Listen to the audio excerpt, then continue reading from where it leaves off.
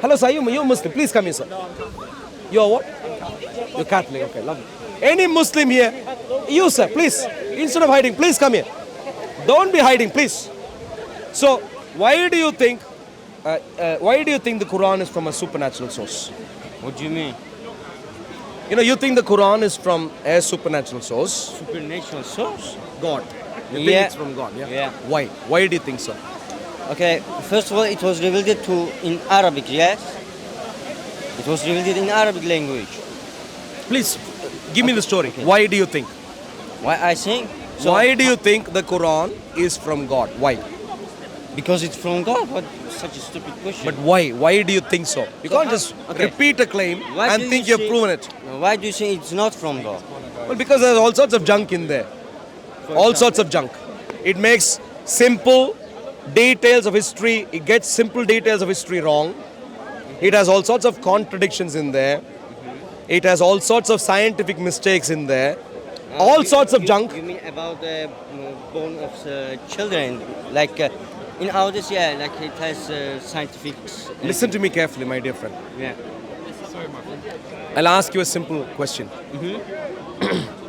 So let me be clear right now.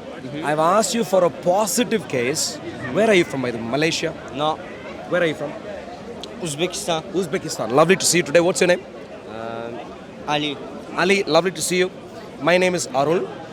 I am a Christian. Yeah. I believe in the Bible. You know, okay, lovely. Ali, let me put it this way. I asked you for a reason as to why the Quran is from a supernatural source, i.e. God. You could not give any. You just repeated the claim, you could not give a reason. Yeah? Which is very important. When you don't have a reason, when you follow something, it's blind faith. By God says, by God says. When you don't have a reason, when you follow something, it's blind belief. It's not good. For example, if I told you, look, can you see the gold bar there? You look and say, well, there's no gold bar there. If you still think there is gold bar there, that's not good. You understand, yeah? When you don't have a reason, you can't believe in something. Important. Now, when you don't have a positive reason for why the Quran is from a supernatural source, I am going to give you plenty of negative reasons. Yeah? Simple question. According to the Quran, who is the first messenger of the Arabs? Messenger of the Arabs, it's Muhammad. Yeah. According to the Quran, if you go to one place, it indicates who would be construed by Muslims as Muhammad. But do you believe that Muhammad is from Ishmael? Yeah. Okay. And do you believe that Ishmael was a messenger? Like I believe he's son of Abraham. I'm not sure. But was Ishmael a messenger? I'm not sure about that. The Quran calls Ishmael also a messenger. So here is the problem. Which problem? Muhammad's forefather, one of Muhammad's forefather, who is Ishmael, is a messenger according to the Quran.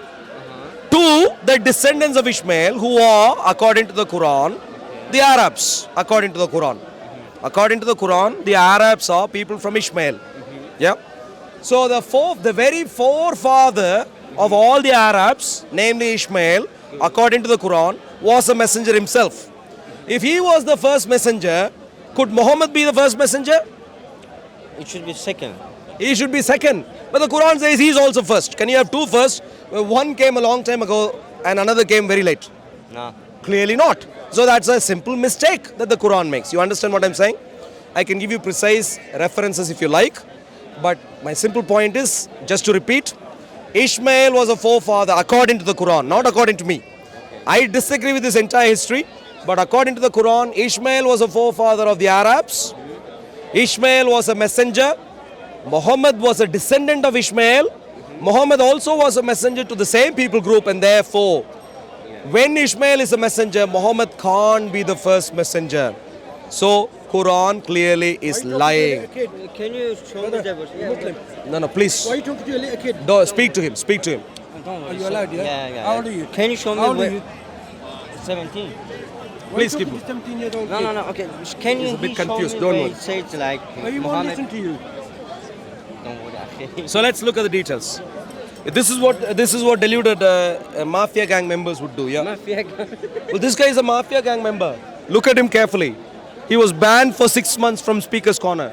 Okay. That he received a ban, a court ban from Speaker's Corner because essentially he's a troublemaker at Speaker's Corner. Now let me show you. So I'm going to show you right now where according to the Quran. So let's take two references, yeah? Which surah is this? I am taking 1 second. Surah 36:6 and Surah 19:4. So Surah 36:6. Let's read that first. Surah 36:6. What does Surah 36:6 say? That you may warn a people. Surah Yasin, Yes. Yeah. Okay, good. Ayat 6. Okay. That you may warn a people whose forefathers were not warned. Yeah. So according to this Quran, the forefathers weren't warned. So it was only Muhammad who was warning. In your mind, it is Muhammad, but whether that is right or not is a different story. It's a Muhammad who is the first messenger. Yeah. Clearly, if they weren't warned by anyone else before, if Muhammad was the first one, then he is the first warner to the Arabs. Yeah. According to Surah 36, Ayat 6. Now let me go to the other reference. Surah 19, Ayat 54.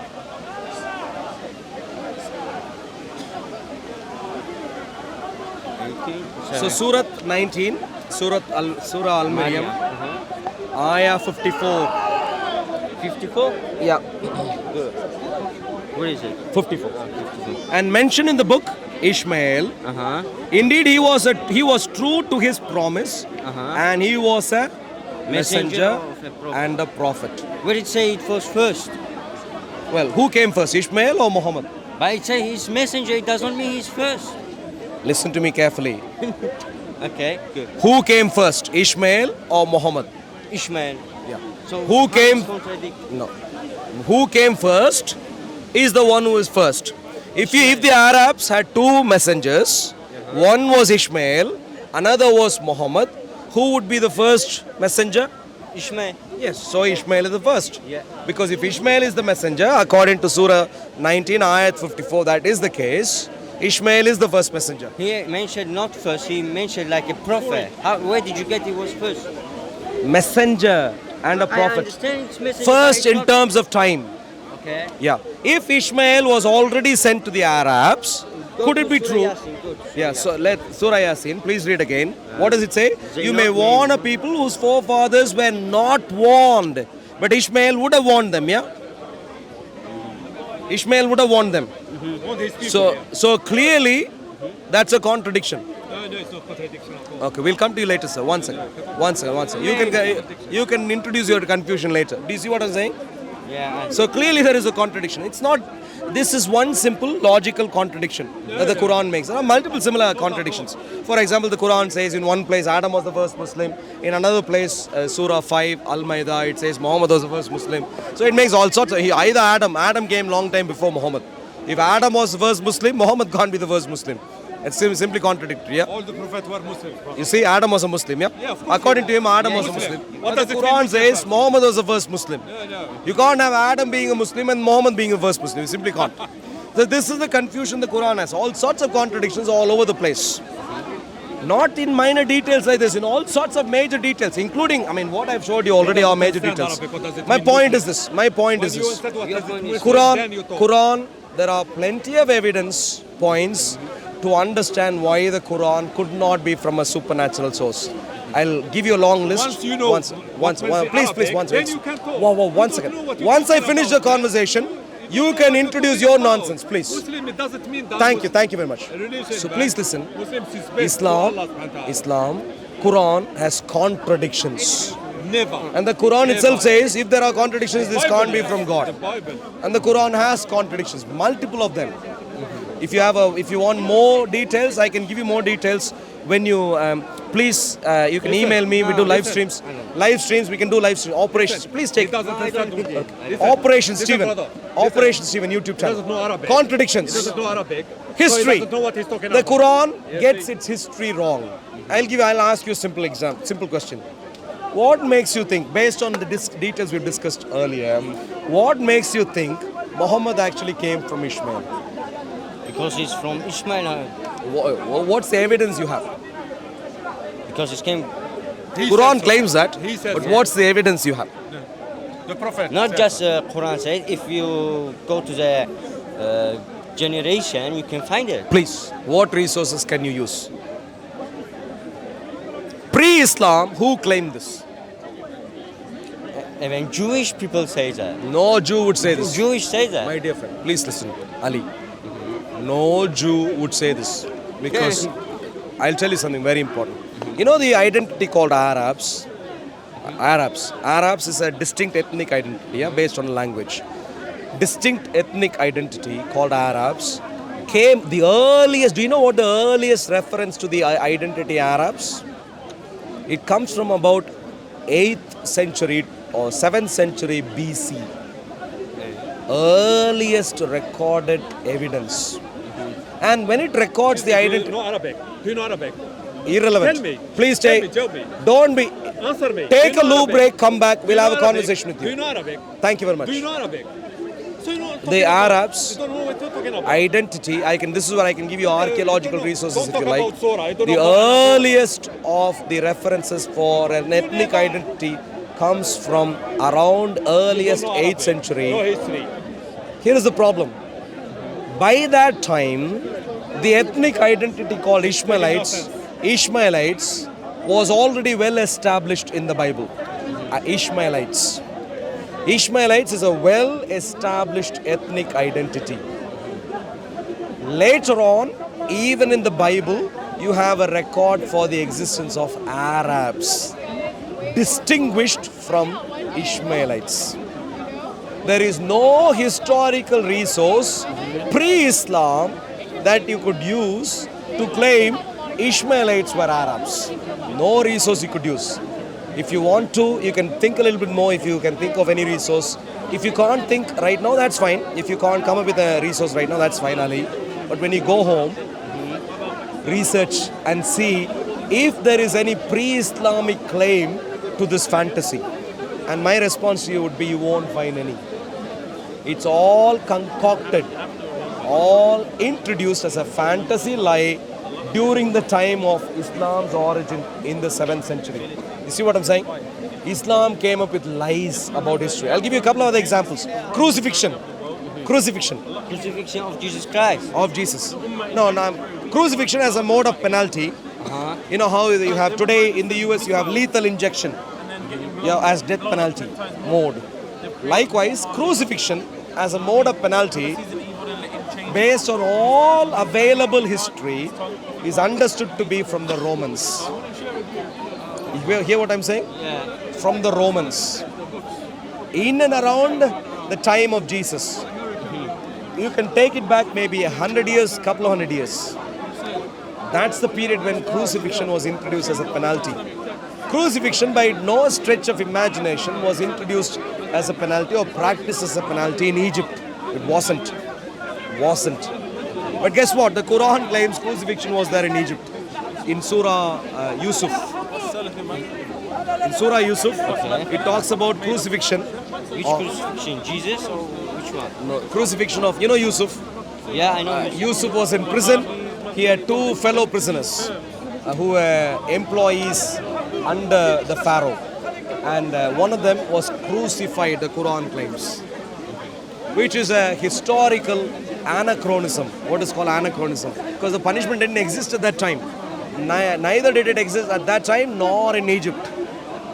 What was a later punishment in a different land, Islam predates it just because it doesn't know history. Likewise, it makes all sorts of historical mistakes.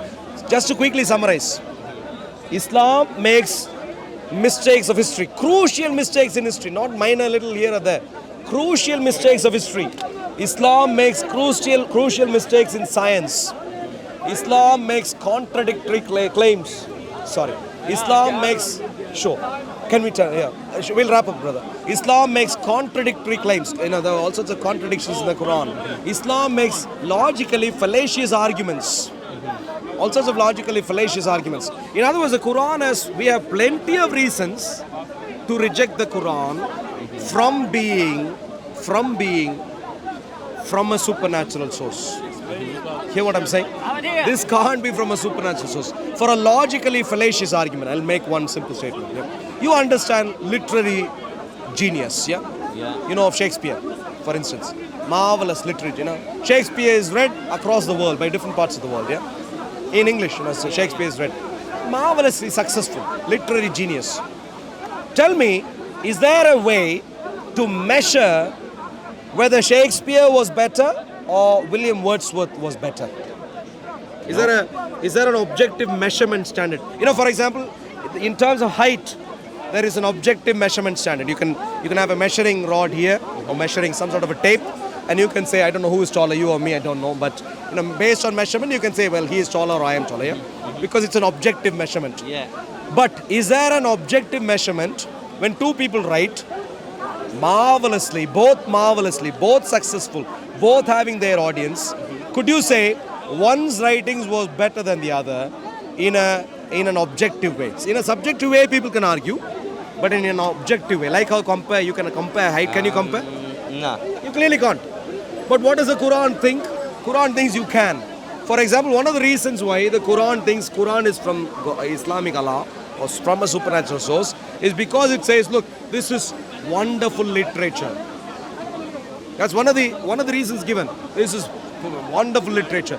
Let's grant it is a wonderful literature. And I said, well, there's no way to measure is the Quran better as a literature or Shakespeare better? Shakespeare's work better? Who knows? You can argue until cows come home. Yeah. So you can't even compare. But for a moment, let's say you can compare. For a moment. And let's say the Quran is the best. Does it still mean it is from God? Hey, how are you doing? Does it still mean it is from God?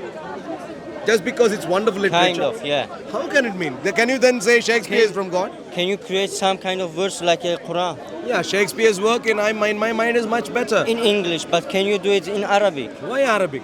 Because it should be Well, you can limit. No. You can. If I said not only in one language, you should do it in according to the one Quran, language. according to the Quran, there were compatriots during the writing the Quran who essentially said, look, we can.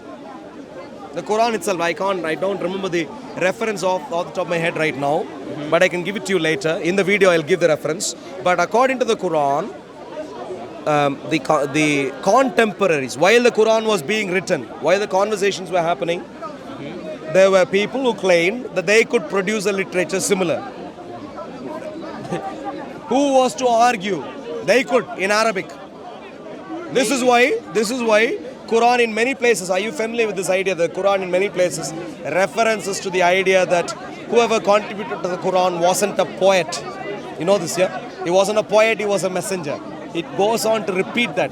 He wasn't a poet, a writer, but rather he was a warner, a messenger. It does that because it wanted to compare and contrast with the literary geniuses of Arabic of that time. And it wanted to run away from competition by saying, look, I am a religious literature, but then went on to say, look, I am the best literature when they weren't around. And when they got to know the claim, they said, look, we can produce. And Quran went away. It's not an objective challenge. It's a logically fallacious argument to make. I can stand here and say, look, I am the most smart-looking man at the park right now, and therefore I am God. I can say some silly nonsense like that. Just because I say some nonsense, you won't believe, you won't take me seriously. And so you should not take the Quran seriously also.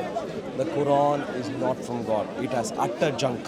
What about the Bible? The Bible, on the other hand, is marvelous. I'll talk about this briefly. The New Testament. You know, the crux of the New Testament, the very anchor point, the very reference point, Ali, of the New Testament is death, burial, resurrection of this person called Jesus. Now let's talk about the deity of Jesus later. I'm not talking about that right now. But let me say this one thing. If a man were to die, and if he were to be buried, and if he were to come back alive on the third day, do we understand that is an objective evidence for the fact that there is God? Do we understand? No. When someone dies, God can alive it again. If any prophets can die and after that can become alive. absolutely. Yeah. In other words, When someone dies and comes back alive in some way, shape or form, God is involved. Yeah? Yeah, because God. Sure. Without God, you can't do it. In some way, shape or form. Yeah. What did I say earlier? For the Quran, there is no supernatural witnessing. There is none whatsoever. That's why I asked you, why do you think the Quran is from a supernatural source? You could not provide any positive evidence. There is none, as a matter of fact. All the negative evidence, there are plenty of negative evidence, like I said earlier. So the Quran doesn't stand a chance. In contrast, the Bible stands a chance. Jesus died, came back alive, which means in and through Jesus, something was special. And so you can listen to Jesus and say, look, Jesus, you are special. Help me, tell me. And Jesus can explain. So whatever Jesus authorizes, whatever Jesus gives as his material, as his writings, should be taken seriously. Do you understand? And that is what New Testament is. Because the New Testament was given to us by who are called the apostolic community. Jesus essentially said, look, these are my official ambassadors. You know Uzbekistan, you are from Uzbekistan. Yeah. You know there'll be an embassy for Uzbekistan somewhere here, yeah? Yeah. In London somewhere maybe. And if you go there, you'll have Uzbekistan officials there. They could give you passport. Yeah. For example, if your passport is expired, they could give you a passport. If, for example, you don't have your passport but you need to travel to Uzbekistan urgently, they can give you a travel document of some sort. Maybe some letter saying, Ali is a bona fide citizen of Uzbekistan. You know, he can come and visit Uzbekistan with this paper. They can give you. Why? Because they have the authority. Likewise, Jesus had given authority to his apostles. What his apostolic community wrote is what is called the New Testament. Jesus died and came back alive. Through his death, burial, resurrection, Jesus himself testifies in a supernatural manner to the writings of people who were officially sent by him, the apostles. And that is why I trust the New Testament. And likewise, I can give a case for the Old Testament if you like. But in other words, my point is the Bible is trustworthy. In the Bible, you will not have logical fallacies. In the Bible, you will not have contradictions. You won't. In the Bible, you won't have scientific mistakes, historical You mistakes. said in the Bible there is no contradiction, right? There isn't any. It has contradiction. It doesn't have. It has. No, it doesn't have. It has. So that is where what I'm going No. to... Ali, Listen. what I'm going to say to you, Ali, How many women was in the when they walked to the sea to the Jesus, like in the temple? How many In the women? what? Yeah. For example, when Jesus died on the Friday, yeah, according to you, yeah. and after that, like on the Sunday, today he should become alive. When Mary Magdalene went there was not one. In other gospel says there were two women. Where? So explain. Show me the details and I explain. can't. So can I recommend something? Please take this on YouTube. This is an email. Please email me. I'll give you more details. But on YouTube, Thursdays, 6 p.m. to 10 p.m. we do live streams on YouTube. You can jump online, you know. But I'll tell you how to. If you're not familiar with this, ask. I'll answer. Yeah. I have studied the Bible in detail. The Bible does not have contradictions. But I hear you don't know the details right now, but you can bring details on that day. Do a little bit of research, half an hour, put together the references and join the stream. Yep. Lovely. Ali, lovely speaking to you today. But don't listen to your Islamic Ummah if they discourage you from joining. Join.